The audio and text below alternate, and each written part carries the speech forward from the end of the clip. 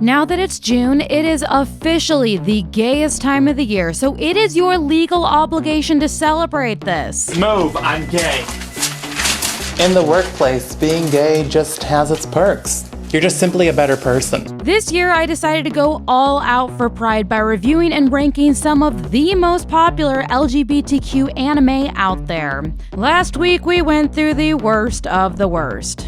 And I have never been so grateful to never think about those atrocities again. So today, we are covering the anime that can only be described as mid, and this is where things start to get sticky because I have some opinions on some of the most popular queer anime that some of y'all are gonna absolutely hate me for. If you wanna hate watch my next 2 videos to see which anime beat out your favorites, make sure to subscribe and come back next Saturday. If you'd like to see the extended director's cut of this, as well as last week's director's cut, they are now available on my Patreon, which is linked up here in the description and pinned in the comments. So with all that being said, let's get into it. Sakura Trick was cute, but utterly forgettable. It's not the worst anime by a long shot, and for a slice of life, I guess it could be enjoyable, but it could not hold my attention for shit. I struggled through this one and could not finish it fast enough. There is also a ridiculous amount of fan service, especially during the makeout scenes. Like, I'm used to fan service at this point in my life, but it just felt extra invasive and kind of jump scared me every single time it showed up. My whole thing with fan service is that if you're gonna do it, you gotta commit to it, all or nothing. Otherwise, I don't want to see that shit. 5.5 out of 10.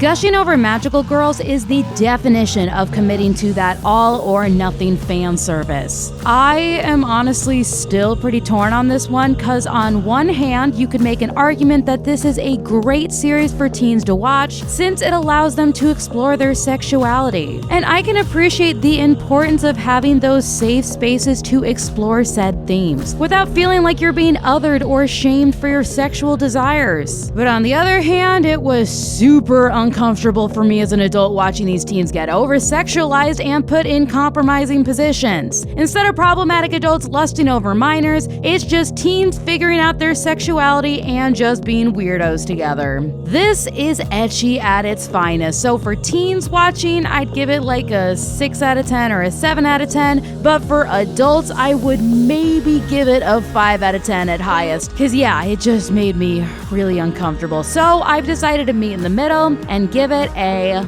5.5 out of 10. Merman in My Tub is one of those unhinged short-form anime whose 4-minute episodes make you question, why was this made at all? Thankfully, this one is actually entertaining, and the merman in question is just as unhinged as I needed him to be. All the other random sea creature side characters were also pretty great, especially the snail who was always trapped in a state of nihilistic existential despair, which, same. This is one of those turn your brain off and just enjoy type of anime. It's not bringing anything new to the table, but it's cute and only has a touch of brother complex, which, now that I think about it, why did that need to be there? It's truly amazing what anime has conditioned us to tolerate just from its unrelenting presence in even some of its best anime. I'm looking at you, Spy X family. 6 out of 10. Backstreet Girls' Goku Dolls is one of those weird-ass anime whose problematic elements are so extreme that I can't tell if they work or if they're just offensive. All the main characters were given the choice to be unalived or transition into female J-pop idols. The comedic elements of this anime are super strong as we watch an idol group doing idol things while being narrated by their former masculine Yakuza selves. I just can't get over the whole forced transition part being used for comic relief.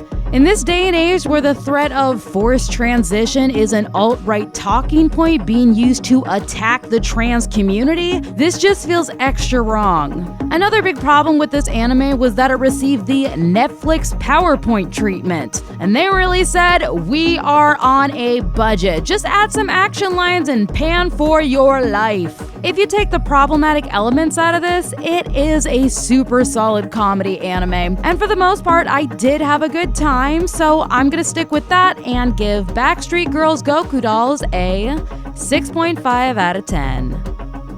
The Many Sides of Voice Actor Radio was supposed to be a GL, but I did not see a single GL element except for when they had a sleepover where then, nothing romantic or sexual happened. I really hate using the term queerbaiting, but listing this as a GL did feel very misleading. If you take all of those complaints out of the mix though, this anime was fine, I guess. As an anime fan, it was really cool to see all the behind the scenes elements that bring voice acting to life. I am happy that more of these shows about the anime industry are being made, because it makes me appreciate this medium on a whole other level. If you're interested in voice acting, I do think you will enjoy this anime. For me, the pacing and character growth, it just wasn't quite enough to make this a good anime, but it was still decent enough to keep it being bad or super boring, so she gets a 6.5 out of 10.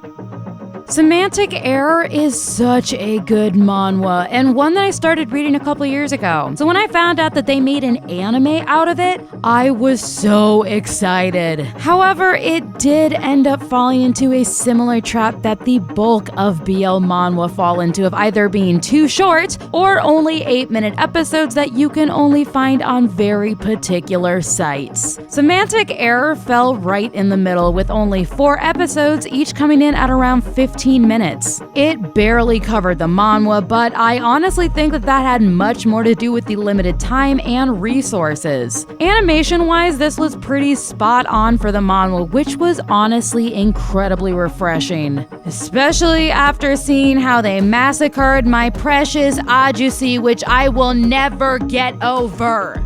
Let me know if you guys want me to do a short video on that, because I have thoughts. For what this was, it was decent enough, just way too short and without any kind of linear storytelling, so because of that, she's getting a 6.5 out of 10.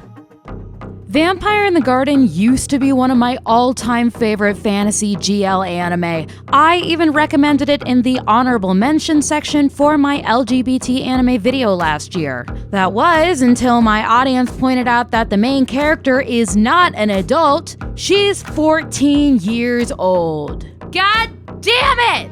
This story is so strong too. It's about a post-apocalyptic civilization where the final groups of humanity must face off with the vampire tribes before the last of them are wiped out of existence. It's an anime about challenging your bias to see if there's any possibility for coexistence, or if the damage that has been done is too great to ever get over it. But alas, they just had to make her a minor, which is even more wild when you realize that this is an original anime, so they literally made all of these shots. Vampire in the Garden used to be a 9 out of 10, but because of those recent developments, I have lowered her score to 7 out of 10. Kaze-san in Morning Glories is one of those cute high school GLs that I wish I had in high school. And what I like about this the most is that our couple is already an established couple, so we get to watch them just be together instead of only the chase. It also deals with the strain that's put on high school couples when it comes time for college, and the question of how will this couple survive and move forward. I really appreciated how it felt pretty realistic too, and that they both had to really challenge themselves to consider what was truly best for them. Only downside was that this was shorter, but I also feel like if it was a full-blown series, it might get dragged down by the pacing and lack of direction, so maybe this is all a good thing. 7 out of 10. Liz and the Bluebird is Yuri for band geeks, and as someone who was also super gay and played the flute in high school, I was like, oh my god, it's my people! This also has a film within the film, as our main characters dive deep into the fantasy story that the piece they are performing is about. Liz and the Bluebird is a very quiet and comforting film. I enjoyed it, but the pacing definitely was a little wonky in that it either felt too slow or too rushed at places. It mostly came together by the end, so I still think that it works. Definitely helps that there is that band element that I was fully able to connect to, which was honestly really wonderful to explore. If you're okay with the slower pace and or you were a band geek, I definitely think you're gonna enjoy this one. 7 out of 10. The Stranger by the Beach had a lot of potential, and it did have some truly wonderful moments. I was really impressed with how they explored and discussed the stigmas of being gay in Japan, and how that affects potential couples from getting together. I also deeply appreciated that even though there was an age gap, nothing romantic or sexual happened until years later when the younger partner was 20. It's also really nice to not see SA during intimate scenes. They did a really good job with those scenes, and it felt very realistic in their awkwardness and honesty. But as a whole, this film just kind of felt lopsided and uneven in terms of its pacing and jagged character development. I think if this was rebooted and they were able to fully explore some of the deeper themes in the manga, this could have been one of the stronger entries on this list. But as it currently stands, The Stranger by the Beach gets a 7 out of 10.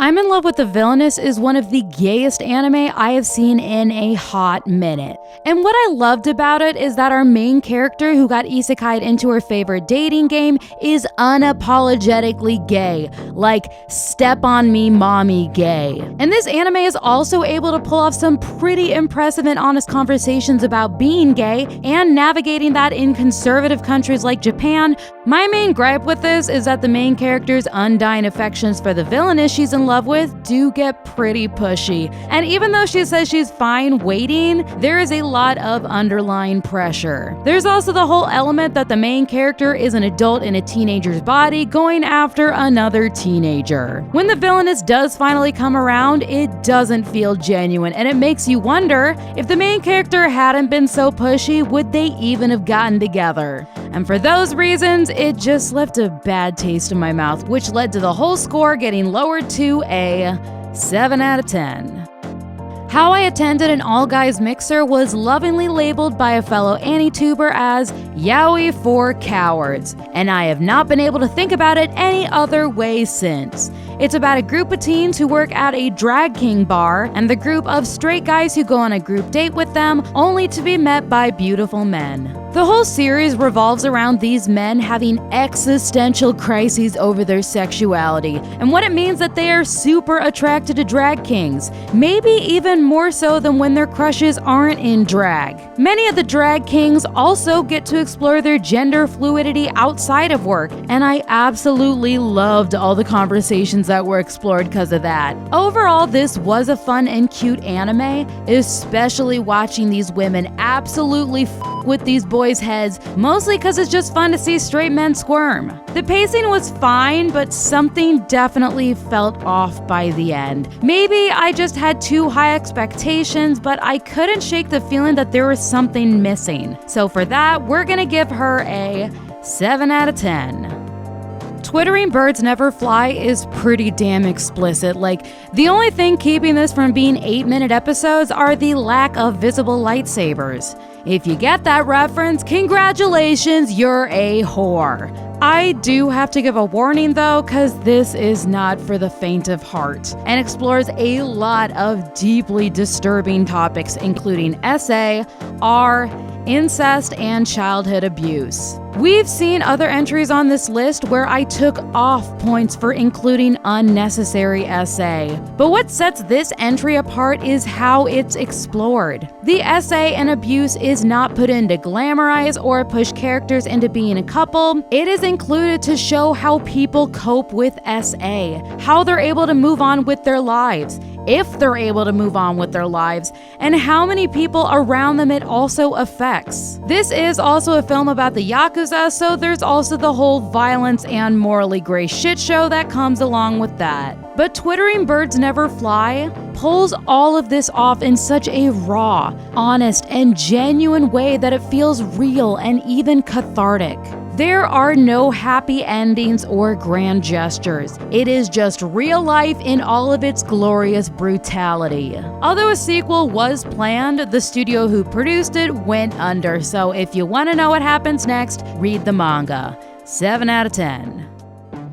Birdie Wing is literally a supercharged golf Yuri about an underground lesbian mafia golf circuit clashing with professional golf leagues. The characters even scream out their golf attacks when they hit the ball, and even pull off the whole I don't play by your rules. I don't have professional training. I'm quirky like that. It is honestly so dumb, but it's dumb in a way that actually works because it is just that ridiculous. I did have a lot of fun with this one, and the first season was pretty solid, but it did feel like things kind of fell apart in the second season, even though it did recover by the end. If you're into super over-the-top zany sports anime with a hella gay element to it, you will absolutely with this one. Just turn off your brain and enjoy the show. 7 out of 10.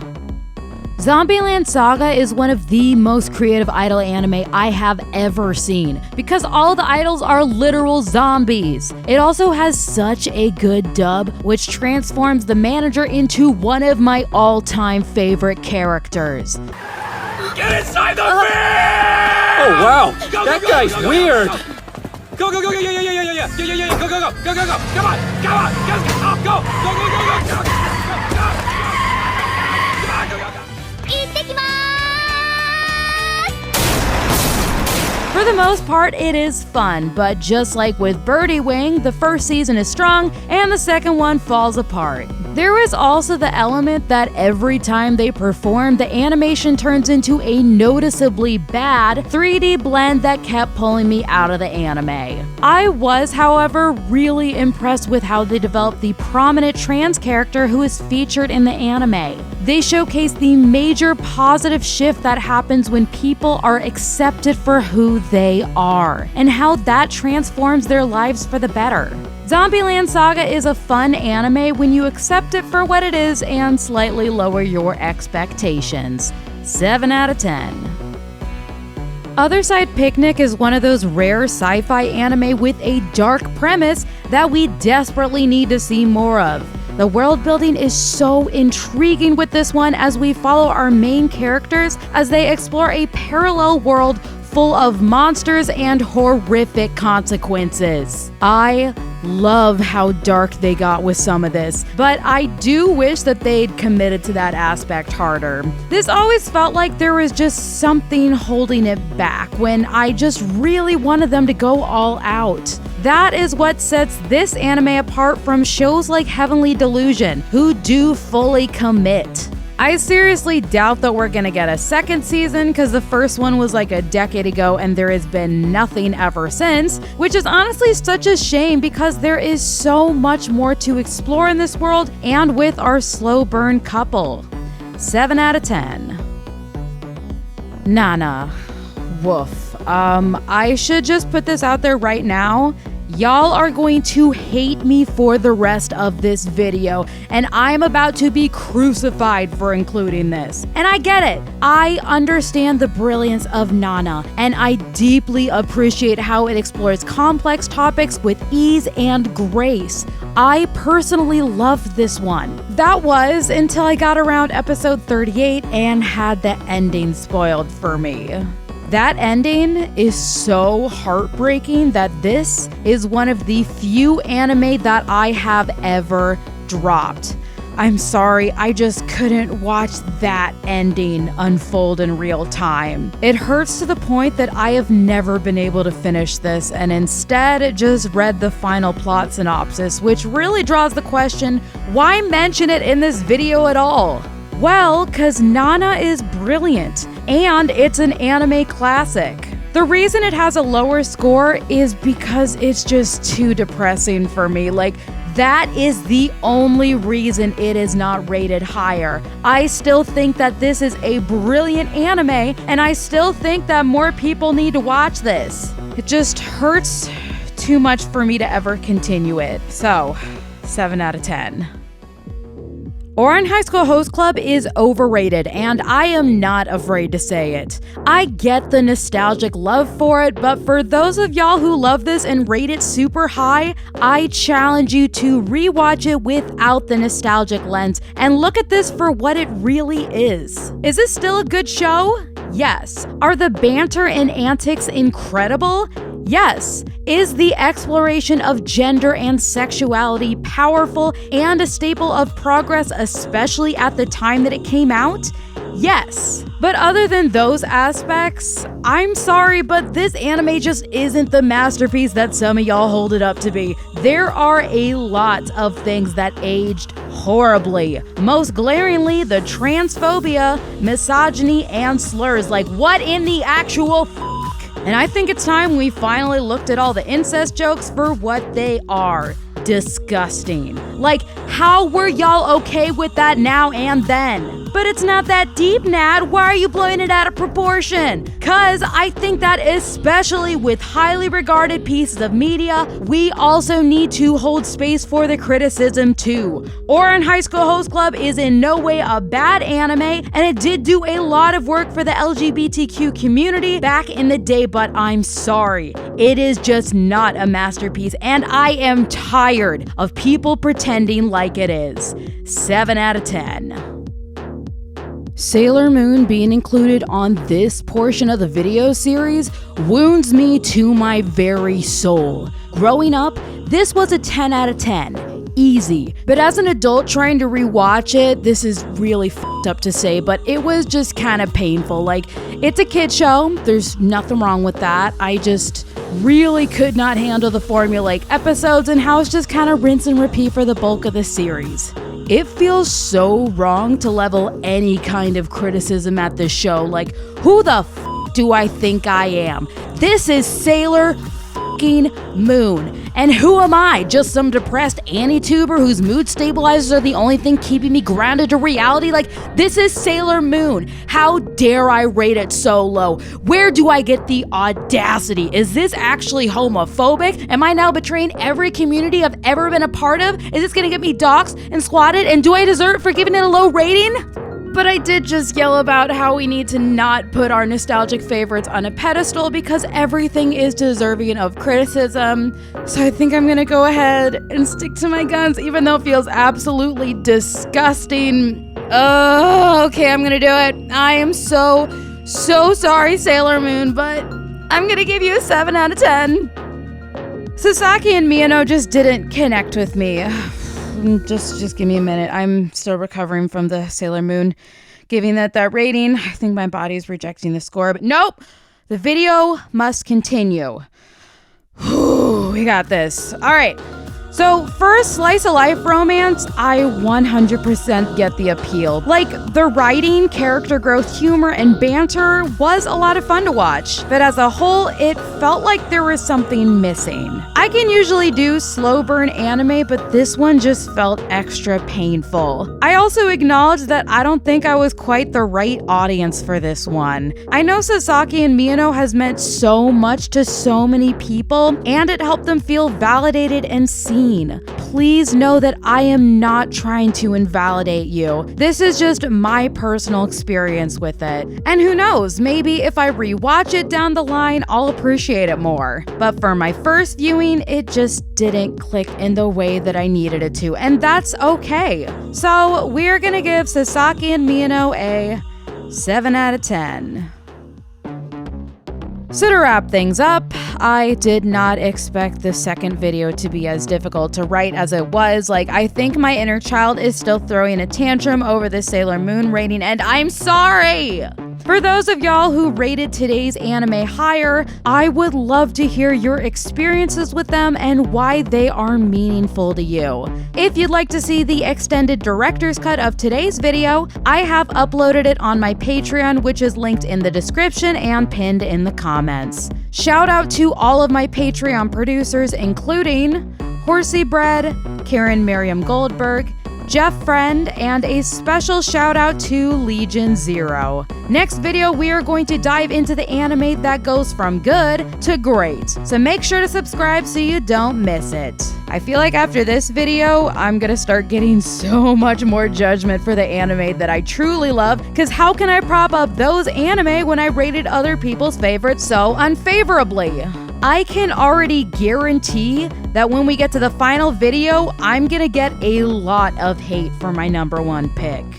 In honor of Pride Month, I think now more than ever, it is important for us to reflect on how we can best support our community. Especially in the US, we're in more danger than ever, and the fear of that can be debilitating. I know I've been really struggling with that, especially in this last week. The reason we're getting attacked so fiercely is that they want to break our spirit, make us feel isolated and helpless. So it's more important than ever to fight back.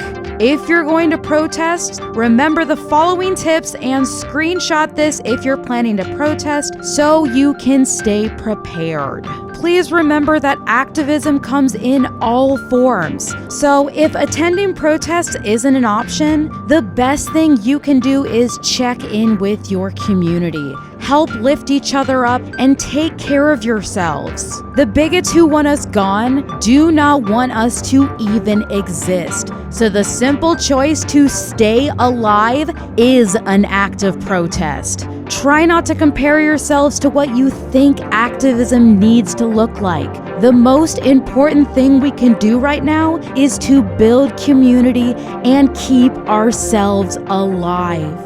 Please know that you are loved, your identity is valid, and the world is a better place with you in it. So please, stay here. I've attached some resources for anyone who needs them up here and in the description. Thank y'all so much for sticking around, and I'll see all of y'all on the next one.